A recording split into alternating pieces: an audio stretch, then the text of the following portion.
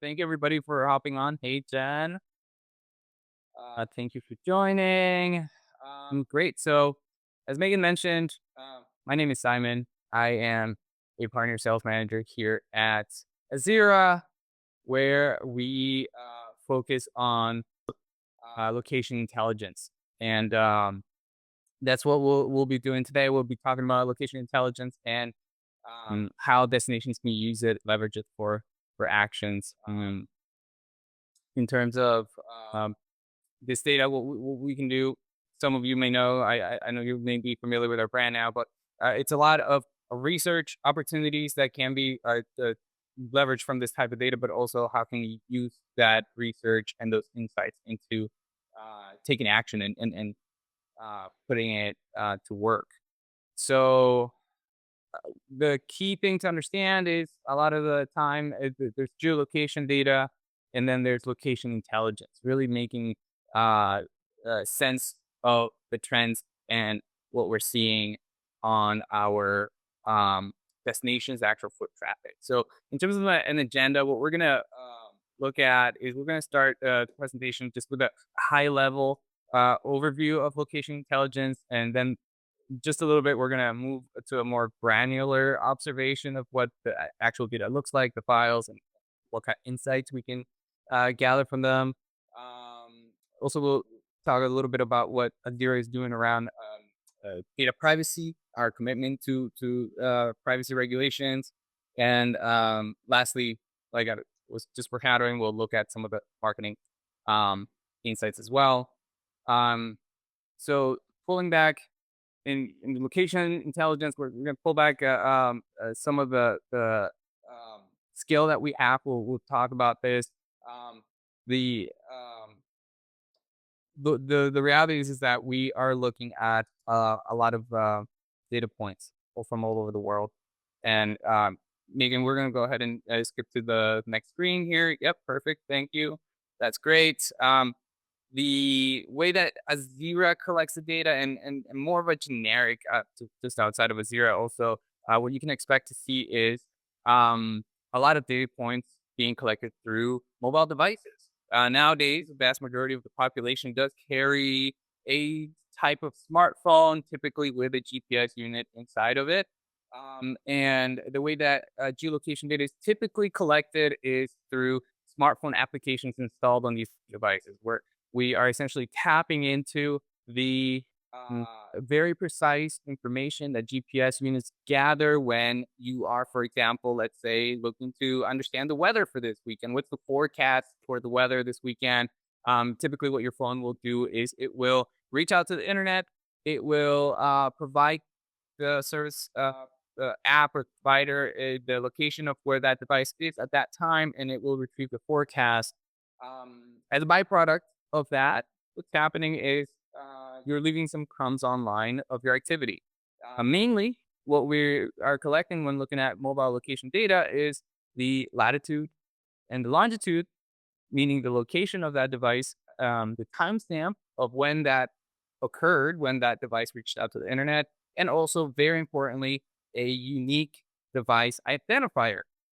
This, for some of you marketers out there, more commonly referred to as a MAID, mobile ad ID, which is key to not only um, understanding which devices are visiting and when, but also again when we want to take action and be able to leverage this data from just being a static report in our quarterly reports to actually using the same data to power our marketing purposes. So um, in the next screen here, what we're going to see is we can uncover a variety of insights about destinations using this type of data.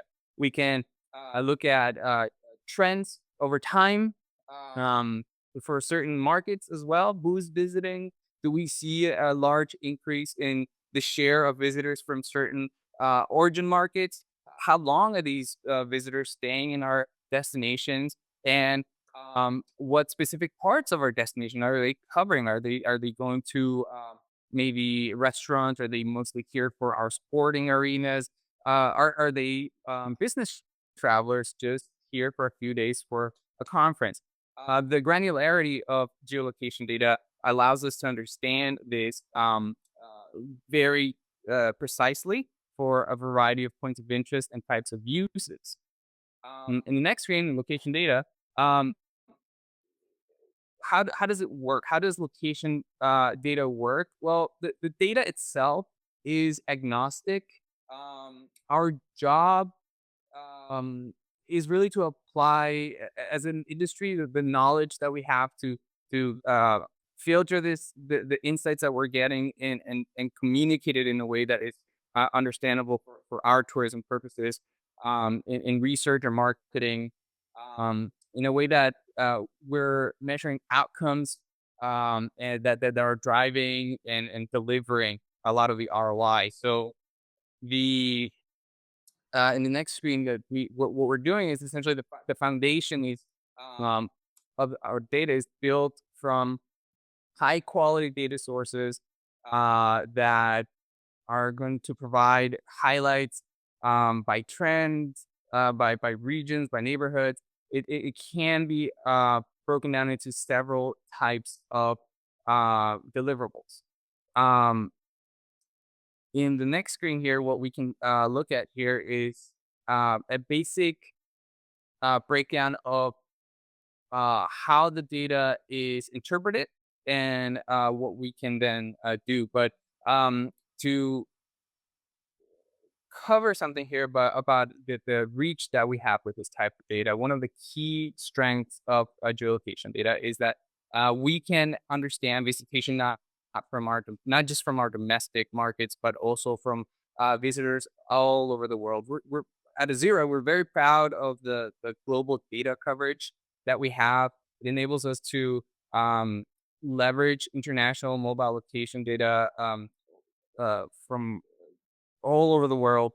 And in this a specific example, what I want to walk you through here is um, we're looking at the peninsula of San Francisco, and because of the international aspect of our data, we do have to adhere to several privacy regulations. For example, in Europe, we have General Data Protection Regulation or GDPR that maintains a unique privacy and security standard that is one of the highest out there. And what we do is we are able to collect our data based on those values and principles laid out in some of these regulations abroad. Um, so to give you an example, what we can do is essentially take a ping of a device visiting, in this case, San Francisco. It is, the data is very granular. In general, we have the ability to understand a unique ID of a device along with its precise location, with the coordinates and timestamps that we were talking about. Um, and what we can do is we can when we have enough observations for a given device, we can confidently determine where it originates from. So we essentially are creating a history for a particular device visiting a particular location. This is referred to at Azira as a common evening location. Once we have enough information on particular devices, we can then assign a general origin point for this device, which is key for tourism. Is what allows us to understand where devices are coming from when they visit our markets. This particular case, what we can see is that we're gathering in enough information um, for devices, not just from the US, but also internationally. In this case, a device visiting from London. And we can trace the whereabouts of this device visiting all over. But uh, all of this done on a very private, in a very privacy compliant way. So what we can do, even for GDPR devices visiting the United States, we're able to leverage open source H3 tiling indexes. We can group together origin of devices.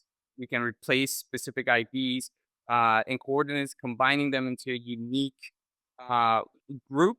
And that still allows us to generate data sets that derive the same insights we have been relying on from geolocation data for years. We're still able to understand where devices are coming from. when they visited, and how many devices are coming from certain parts of the country or the world. Now, to put all of this into a little bit of uh, perspective, and we're gonna go ahead and get into the hands-on portion of our presentation today. We'll analyze location insights for Charlotte, North Carolina, which will be the home of the next Marketing Outlook Forum event in 2026. And what we'll do with some of the data we'll look at right now is we'll try to understand some of the behaviors and trends of devices seen in Charlotte in the last few weeks. What I've done is essentially take a few examples of data sets that we see used heavily in the tourism space. I will visualize some of this in out of our spreadsheets. We'll make some graphs and also look at specific examples of how to animate some of this data. So I'll go ahead and switch to my screen now. Megan, if you don't mind, I'll steal the screen from you. Sharing and you have it. Woohoo! Okay. So if everything goes well here, you can still hear me. Yes, Is that right? and we can see too. Yay! That's a little Excellent. technical. Excellent. Beautiful. So, I know we're looking at a bit of a screen share here. You're seeing my actual desktop live on this presentation, and that's why we wanted to consider this a bit of more of a workshop. We wanted to show you. We want to get our hands a little bit dirty today at the TTRA presentation, just to show, because a lot of the time we get into a lot of slides and depth by slides in some cases. And in this case, I want to show you a real life example of what we can do when we have access to actual data sets, and how we can quickly tell stories and also be able to put those insights into action. So, first off, we start with our destination. Like I mentioned, we'll go ahead and look at some information for Charlotte. I can't wait to visit next year. I hope everyone here on the call gets to travel sometime in February to Charlotte, and I'll see you there. But typically, what we do is we are geofencing a location. The way that geolocation data works is really anything on a map that you're able to draw. We'll be able to then um, observe and see if we have any activity on that location. So for starters, I want to share some free tools so that in this workshop today, you can feel like if you're looking forward to working with geolocation data, or you already have geolocation data available, you can actually follow the steps that I'm taking and be able to do the same at your office, at your place of work later on, and hopefully wow some of your stakeholders and coworkers as well. So one of the tools that I'd like to share today is geojson.io. It's an excellent website that allows us to create very quick, simple geofences on a map that we can then take and use in other platforms like the Azira platform. So it's not an Azira product; it is a free tool. This tool here allows us to, if we look on the top left corner of the browser here, we can create new shapes. And very simply, in this case, we can go ahead and take this shape button here. We can select it, and then start clicking on a map here to create our geofence. And again, I hope this is action packed for you all so that you can then take some of this information back to your work and be able to apply it. So here's our downtown Charlotte, or I believe that it's referred to as Charlotte City Center. Um, Charlotte has amazing offering as a destination. It has a little bit of everything for everyone. But in particular, not only is it hosting TTRA's MOF next year, but just very recently, a few weeks ago, They hosted a variety of sporting events that we'll be looking at as well with our analysis today. But for starters, we have this geolocation set in our map. You can see here on the right hand side, we have the code for the map. We can copy that code, and now we can actually take that and do some fun stuff with it. So in the Azira platform, which we're looking at here, this is our Pinnacle platform. We can very quickly uh, create some summarized preset data that our company is able to provide. Um, I'm going to walk you through a very quick step by step, but trust me, it's not going to take too long. On our homepage here, we simply click on the create a new button. It will ask us what type of data we're interested in. It could be actual data sets. It could be a visualized report that will take those data sets and make graphs. We also have a very new hotel comparison report, which allows us to choose several hotels and get some great insights right out of the box from our platform. But today, very quickly, we'll do the single place report. It will visualize some of this data. We'll hit next. Now, what's going to happen is it's going to ask us what location you're interested in. So again, we could either draw a location within our platform, or we could simply use the location we already created. So I'm going to go ahead and paste that map of Charlotte City Center I created earlier, and we're good to go. Now we can also use places within the Azure platform. We have a library of 2 million locations that you can choose from, mostly retail, fast food restaurants, for example. And just so you know, we can do Charlotte through an easy Google integration here where we can just simply draw the location like so. And we're going to make sure to include that NASCAR Hall of Fame right here, along with the Bank of America Stadium. So you can see here we have this map. Next, we'll just choose the time frame. In this case, we'll choose June of 2025, just because it's a great time of year. Not too hot, starting to get a little hot there in the south, but not in the deep of the summer heat just yet. And then we submit this report once, just for in the interest of time, because obviously we only have a few more minutes here. I'm gonna skip to a ready run report. So this is the report for Charlotte City Center. It will create something visual. In this case, we're seeing an activity map. It's a heat map of the devices seen within City Center.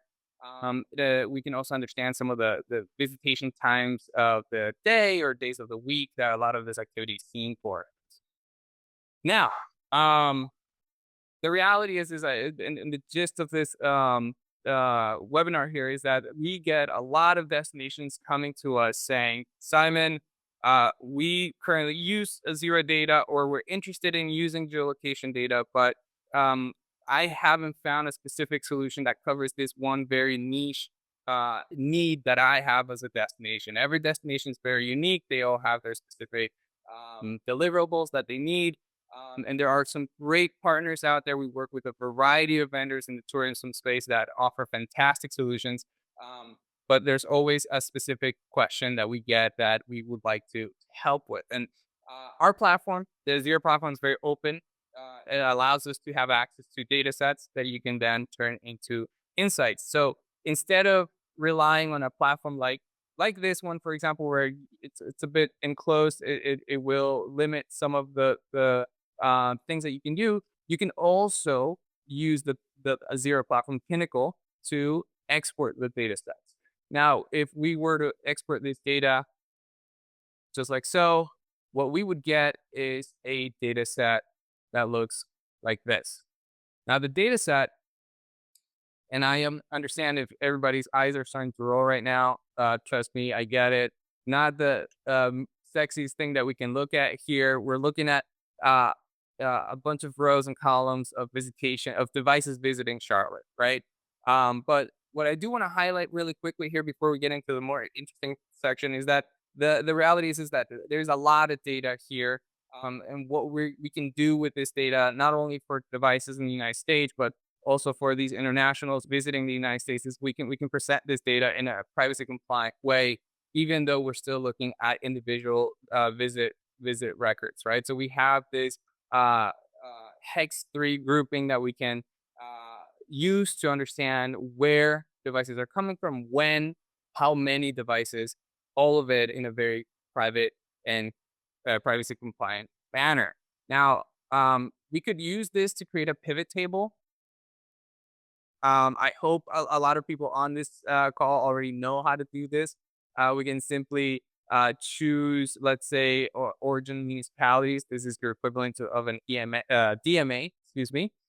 And we can create our, let's say, traditional uh, pie charts, for example. But the reality is that a lot of this data that we have available is millions of rows in size. We have millions and millions of rows, not always something that you can open within Excel very easily. Our platform also allows us to then, instead of trying to use something more complicated like Tableau or um, let's say Power BI, a lot of our data is also pre-packaged and summarized for easy use. So we can take something like the full visitation profile, we can summarize it, and we can then easily filter this data to create our reports. So we can again, if we let's say wanted to look at simply DMA markets visiting our destination, and again, this is Excel, a common tool for most of our businesses. We can simply use this to understand key visitors to Charlotte during the month of June, in this case. So we can see device counts. We can see the, uh, the market share of these devices coming to Charlotte. But again, a lot of this information, it lives in this spreadsheet, not necessarily the most appealing looking presentation of this data, even though we're seeing thousands and thousands of devices. So what can we do to make this more interesting? So again, leveraging some free tools that we have out here, as long as you have access to the data. Nowadays, you can actually take a file like this, like the one we're looking at here, and we can run a prompt in something like Gemini or ChatGPT. These are free tools that we have now that will allow us to take these large files and make sense of it. So, for example, in this case, I took the file that we were just looking at, and I said, please, using the type of origin, give me the top 5 visitors, and then throw that on a map so I can visualize it. And now a quick callback to our GeoJSON, this location that we had, if we save it as a GeoJSON, if we save it as a file, which I have here on the screen, we can throw it into Gemini, just like so. We can give it that prompt, run it, and just within a few seconds, any of your AI tools of choice will take, of course, on the live demo, you can't complete it. But oh, the TSV bot. That is my mistake. Let's try ChatGPT instead. TSV and here we go. By simply throwing the prompt at it and throwing some of these basic assets like a GeoJSON that you create and the data set that we extracted from Pinnacle, we can have a custom map for our presentation. And the last free tool I want to show you guys really quickly on to be able to make use of this data and make it more appealing is called Kepler. And Kepler is a fantastic free tool, runs on your browser, and allows you to visualize a lot of geolocation data or other types of data as well, as long as you know the formatting. So what we just did with the AI prompt there, again, is just combining some of the visitation data that we got from Pinnacle and combining it with that geofence map that we had created originally. We can dump it into Kepler. It is incredibly simple, and what we get is something like this. We can visualize the map again, we can also insert the information. The top 5 DMAs that we just combined from the spreadsheet is now visible within Kepler here. Um, if we rinse and repeat, but get creative with our points of interest, we can actually look at particular locations that were popular throughout Charlotte in the month of June. So, as I mentioned, June, very busy period for Charlotte this year. We actually had a variety of soccer matches from the FIFA Club World Cup held in Charlotte. So there was a lot of activity there from people from out of towners coming in. And what I did here, I took the liberty of running a few different data sets that we can use to understand some of this visitation for Charlotte. So, for example, we can choose to look at specific hotels and then look and see if these devices who visited hotels also visited the stadium. Try to get some of that cross visitation there, and we can see actually of all devices that were seen at the Hilton Charlotte Uptown, for example. 6% of those visits also went to the Bank of America Stadium. Looks like the Ivy's Hotel, an independent branch there, is 10% of those devices during that month were there. And the Courtyard Charlotte City Center, slightly closer to the stadium, actually saw 17% of their devices also go to the stadium. Um, Again, this is some more interesting ways of looking at this data. We can have a nice little 3D view of our visitation. We can also get very customized with what we can do here to display that visitation from these hotels to the stadium. And what I want to touch on is when it comes to putting this data into action, not just visualizing and telling a interesting story of who visited where and how, but also thinking about the future, right? How can we take this data here and apply it for future purposes? Now, let's keep in mind the Club World Cup was just the warm up event to next year's FIFA World Cup. We'll have hundreds of thousands, if not millions, of visitors coming into the US for football. And many destinations will see a lot of increased visitation. Charlotte has excellent connectivity from Europe. Many Europeans may be able to land into Charlotte. And Charlotte has the great opportunity here to be able to attract a lot of those European travelers that may be not necessarily staying in Charlotte because Charlotte won't be hosting any games next year, but perhaps these Europeans who have always dreamed of doing an American road trip can land in Charlotte because of their great connectivity and then drive on over to Greensboro or even Atlanta to cash some of those games that FIFA will be hosting. The We can see here some of the activity actually for June of this year. Oh, whoa. Focus coming through. Hey, you know, I don't know if you can see it on your screen. It's loading up. Um, Yes, it is. Woo! okay, excellent. So we can actually see devices and again just trying to paint a story of how visitation is measured with geolocation data. We can actually see devices that visited during June that were seen at the Bank of America Stadium in Charlotte. On June 30th, which was one of the last games held in Charlotte this year, we can actually see those devices then visiting Atlanta um, the next day for the following game. So we can visualize a lot of this visitation. We can measure and see if these devices have cross visitation all over our region and then be able to create specific marketing ideas around this type of visitation. So again, if I was Charlotte, I think I'd be very excited about about a lot of tourists coming in from Europe, from all over the world, landing in Charlotte and potentially driving over to Atlanta, just like they did in June of this year. We can see a lot of those who visited and went to some of the games in Charlotte also actually going to Atlanta after the fact, just like we're seeing here in the visuals. I hope it's coming through. It's a little choppy on my end as well. All right, and Megan, if you don't mind, I would love to jump back into the slides real quick. Sure. Just let me know when you're ready.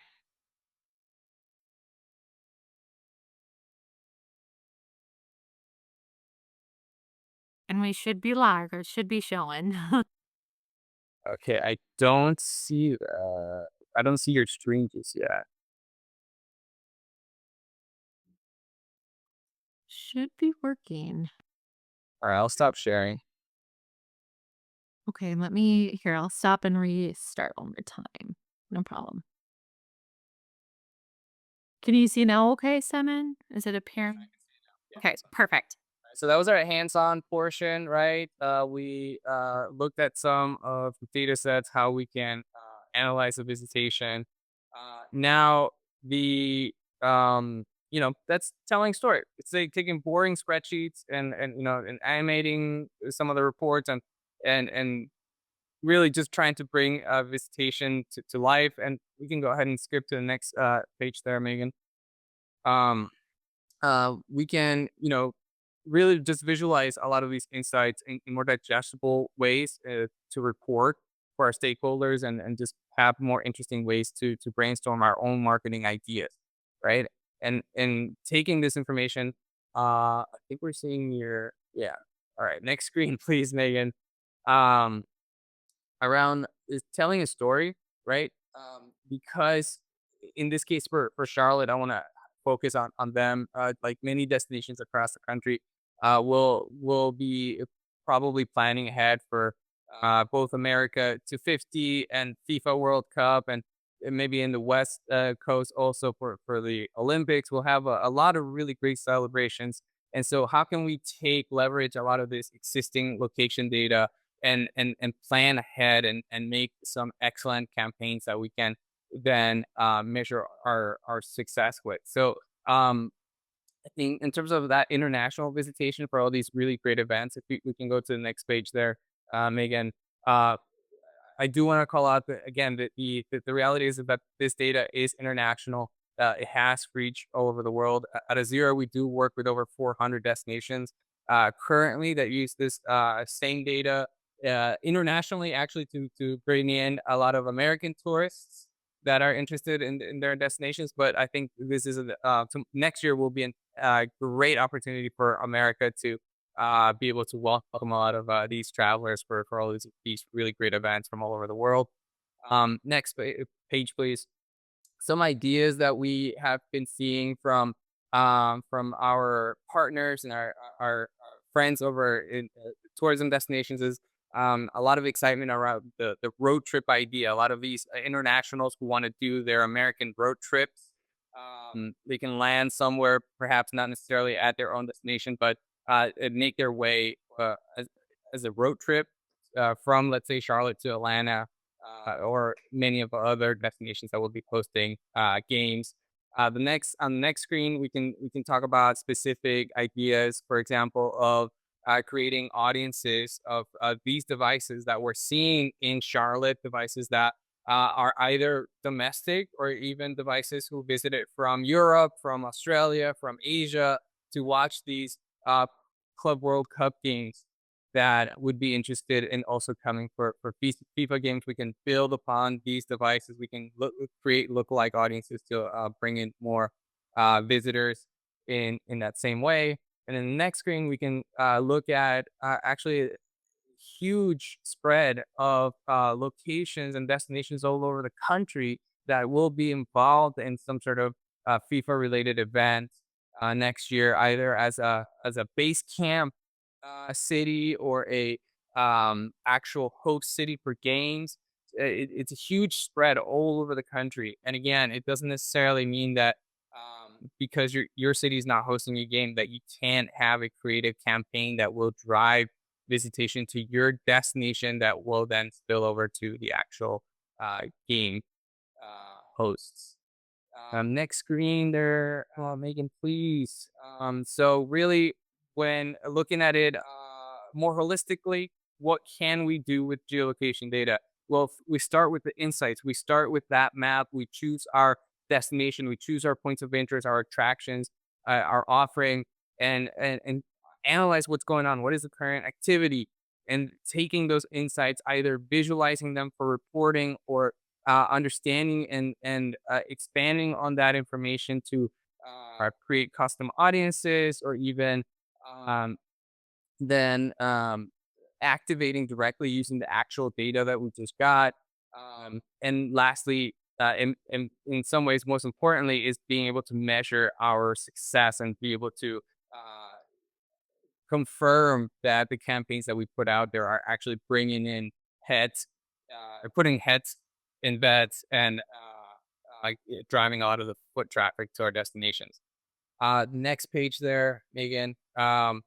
So again, just a real brief recap. I don't see the heat map there, but that's okay. Oh, there it is. Great.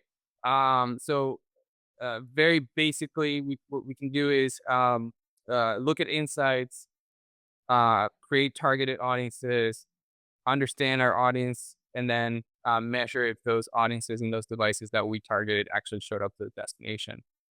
Um, and just as a quick wrap up, uh, it is just important to clarify again. Azira, we have a very 360 view on geolocation data.